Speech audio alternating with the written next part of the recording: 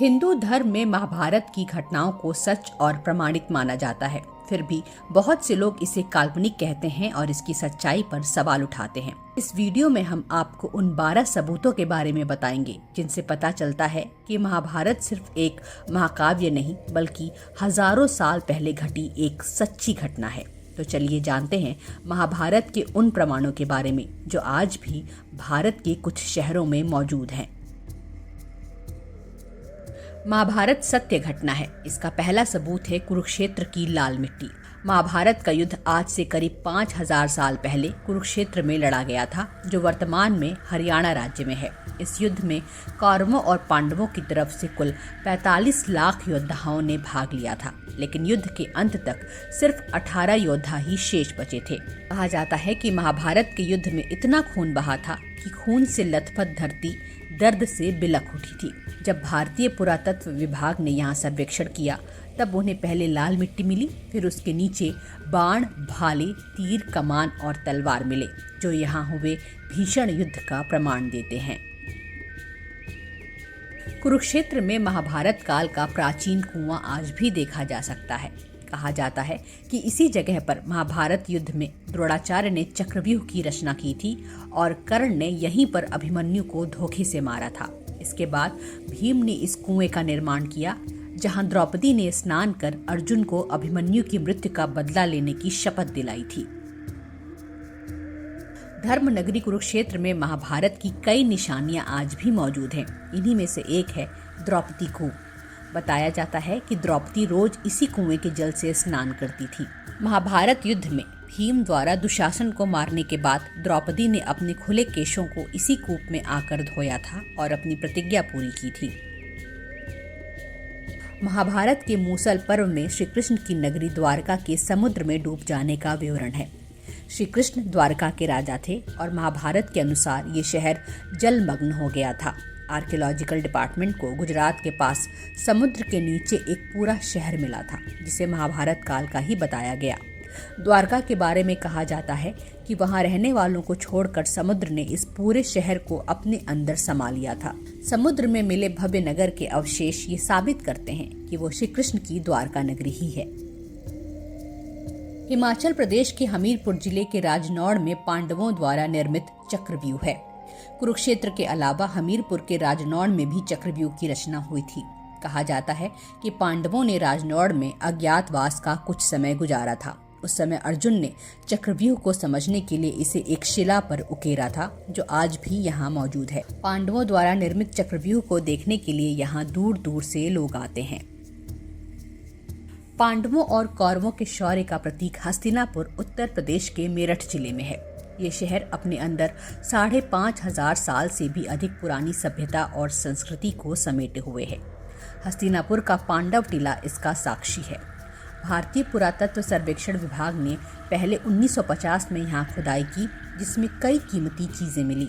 इसकी खुदाई करने वाले पुरातत्व विशेषज्ञ बीबी लाल ने इनका इतिहास 1100 से 800 ईसा पूर्व का बताया था। ASI के 1955 में प्रकाशित बुलेटिन एंशिएंट इंडिया के मुताबिक पांडव टीला की खुदाई में भूरे रंग के शानदार बर्तन मिले थे। ये उस दौर की एक विशेष शैली थी। बीबी लाल का कहना था कि यह ढांचा उस समय की शान शौकत का गवाह रहा होगा। 1952 में अचानक खुदाई का काम बंद कर दिया गया। साल 2021 में पांडव टीला की फिर से खुदाई शुरू की गई, जिसमें इतिहास के कई बड़े रहस्यों से पर्दा उठा। इस बार खुदाई में निकली प्राचीन मूर्तियां, तांबे के सिक्के और टेराकोटा रिंगवेल देखकर हर कोई चकित रह गया। पुरातत्व विभाग की टीम को खुदाई में एक पुराने मंदिर के स्तंभ का अवशेष भी मिला। इतिहासकार खुदाई में मिले हुए अवशेषों पर अब भी शोध कर रहे हैं। पांडव टीला को आइकनिक साइट के रूप में विकसित किया जा रहा है। हस्तिनापुर में पांडव टीले के ऊपर एक चमत्कारिक कुआं भी है, जिसे अमृतकूप के नाम से जाना जाता है। पुरातत्व विभाग ने इस स्थान को संरक्षित क्षेत्र घोषित किया है। ऐसी मान्यता है कि इस कुएं के पानी से स्नान करने से हर तरह के चर्म रोग ठीक हो जाते हैं। कहा जाता है कि इस कुएं का पानी कभी खत्म नहीं होता है। हस्तिनापुर में प्राचीन टीले के किनारे पर प्राचीन पांडवेश्वर महादेव मंदिर स्थित है। ये मंदिर अपने अंदर महाभारत काल के इतिहास को संजोए हुए है। माना जाता है कभी इसी मंदिर में पांचों पांडव भगवान भोलेनाथ की विधि विधान के साथ पूजा अर्चना करते थे। मंदिर में स्थित शिवलिंग को स्वयंभू शिवलिंग बताया जाता है। इस मंदिर परिसर के अंदर ही पांचों पांडव की मूर्ति भी बनी है, जिसके बारे में कहा जाता है कि ये मूर्ति भी धरती के अंदर से खुदाई के समय ही मिली थी। हस्तिनापुर में प्राचीन टीले से लगभग 500 मीटर की दूरी पर दानवीर श्री कर्ण मंदिर स्थित है। इस मंदिर के गर्भगृह में देवी दुर्गा और भगवान शिव की प्राचीन मूर्तियां स्थापित हैं। मान्यता है कि इस मंदिर में स्थित शिवलिंग की पूजा करने के लिए दानवीर कर्ण आया करते थे। महाभारत की कथा के अनुसार देवराज इंद्र ने यहीं पर छल पूर्वक कर्ण से कवच और कुंडल प्राप्त किए थे। महाभारत काल में ब्रह्मास्त्र के उपयोग का वर्णन महाभारत युद्ध के अंत में मिलता है। वैज्ञानिकों का कहना है कि जिसे आज हम परमाणु बम बोलते हैं, हो सकता है कि प्राचीन भारत में वही ब्रह्मास्त्र हो, क्योंकि महाभारत काल का सबसे घातक बाण यही होता था और महाभारत में इसका उपयोग किया गया था। दुनिया का पहला परमाणु बम बनाने वाले रॉबर्ट ओपेनहाइमर से जब पूछा गया कि इसे बनाकर उन्हें कैसा लग रहा है, तो उन्होंने कहा था कि ये दुनिया का नहीं बल्कि आधुनिक दुनिया का पहला परमाणु बम है, क्योंकि उनका मानना था कि प्राचीन भारत में परमाणु बमों का इस्तेमाल होता रहा है। अमेरिका के इस साइंटिस्ट ने गीता और महाभारत का बारीकी से अध्ययन किया था। उन्होंने महाभारत में बताए गए ब्रह्मास्त्र की मारक क्षमता पर रिसर्च किया था। इस रिसर्च के बाद वैज्ञानिकों ने माना कि वास्तव में महाभारत में परमाणु बम का इस्तेमाल हुआ था। इसके अलावा करीब 42 साल पहले पुणे के डॉक्टर वर्तक की लिखी किताब स्वयंभू में इसका जिक्र मिलता है। रॉबर्ट ओपेनहाइमर और डॉक्टर वर्तक की रिसर्च में ब्रह्मास्त्र को ही परमाणु हथियार माना गया। ऐसा इसलिए क्योंकि महाभारत में लाखों लोगों के एक साथ मारे जाने का उल्लेख है और ये एक परमाणु हथियार से ही संभव था। ब्रह्मास्त्र एक दैवीय हथियार था जो अचूक और सबसे भयंकर अस्त्र था।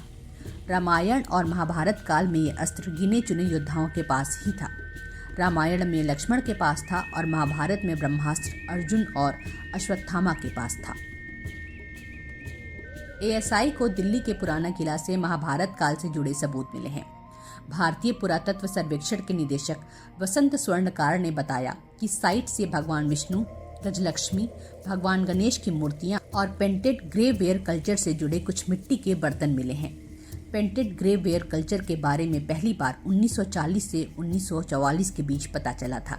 1950-52 के दौरान आर्कियोलॉजिस्ट बीबी लाल को भी हस्तिनापुर में खुदाई के दौरान इससे जुड़े सबूत मिले थे, जिसके बाद इस संस्कृति की तारीख 1100 से 800 ईसा पूर्व के बीच तय की गई। महाभारत का युद्ध इसी दौरान हुआ था। श्री कृष्ण का अस्तित्व ही खुद महाभारत का आधार है। ग्रीक इतिहासकार मेगास्थनीज ने अपनी किताब में कहा है कि चंद्रगुप्त मौर्य श्री कृष्ण के वंश के 138वें राजा थे। इसका मतलब साफ है कि श्री कृष्ण वास्तव में थे, और अगर श्री कृष्ण सच हैं तो गीता भी सच है और महाभारत भी वास्तविक है। अगर वीडियो अच्छी लगी हो तो इसे लाइक करें, कमेंट करें और चैनल को सब्सक्राइब करना ना भूलें। धन्यवाद।